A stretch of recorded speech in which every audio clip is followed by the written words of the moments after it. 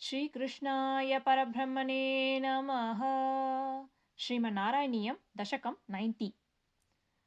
वृकभृगुमुनिमोहिनी अम्बरीषादिवृत्तेषु अयि तव हि महत्त्वं सर्वशर्वादिजैत्रम् स्थितमिह परमात्मन् निष्कलार्वागभिन्नं किमपि तदवभातं तद्धि रूपं तवैव।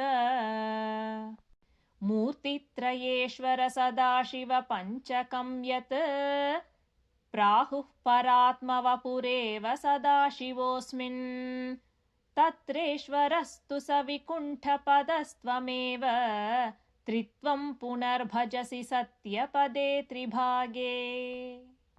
तत्रापि सात्विकतनुं तव विष्णुमाहुः धाता तु सत्त्वविरलो रजसैव पूर्णः सत्त्वोत्कटत्वमपि चास्ति तमो विकार चेष्टादिकं च तव शङ्करनाम्नि मूर्तौ।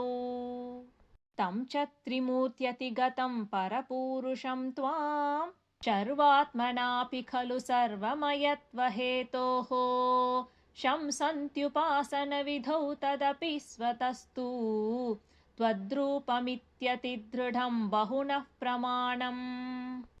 श्रीशङ्करोऽपि भगवान् सकलेषु तावत् त्वामेव मानयति यो न हि पक्षपाती त्वन्निष्ठमेव स हि नाम सहस्रकादी व्याख्याद्भवत्स्तुतिपरश्च गतिं गतोऽन्ते।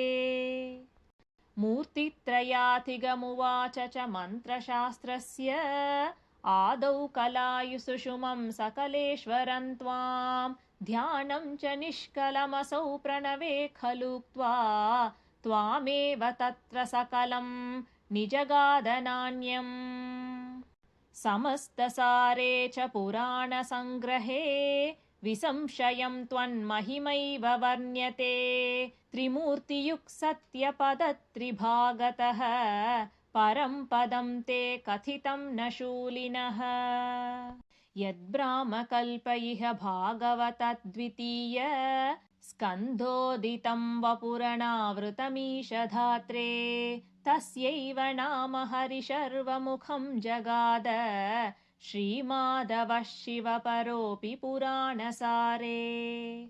ये स्वप्रकृत्यनुगुणा गिरिशं भजन्ते तेषां फलं हि दृढयैव तदीयभक्त्या व्यासो हि तेन कृतवानधिकारी हेतोः स्कान्दादिकेषु तव हानिवचोऽर्थवादैः। भूतार्थकीर्तिरनुवादविरुद्धवादौ त्रेधार्थवादगतयः खलु रोचनार्थाः स्कान्दादिकेषु बहवोऽत्र विरुद्धवादाः त्वत्तामसत्त्वपरिभूत्युपशिक्षणाद्याः। यत्किञ्चिदप्यविदुषापि विभो मयोक्तं तन्मन्त्रशास्त्रवचनाद्यभिदृष्टमेव व्यासोक्तिसारमय भागवतोपगीत क्लेशान् विधूय कुरु भक्तिभरं परात्मन्।